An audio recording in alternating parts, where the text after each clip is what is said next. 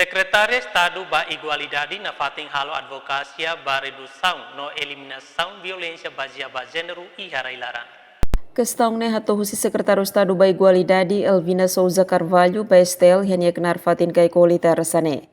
Ne husuba cidadão ne bimak hetang violência baseada ba gênero no mos tipo violência hotu la beletau hato queixa. Público lagi batalha tanto mana na fatin que coragem polia banheira que pode ser a sobre violência doméstica, a sobre violência baseada. Qualquer tipo de violência, banheira que pode ser a sobre tem que rani polia sai também ainda é lei para o de bela protege não pode condena perpetrator. Secretário de Estado hateten lei contra a violência doméstica e hona processo final. Hendet parecer husilinha ministeriais implementador sira ho finaliza e Conselho Ministro.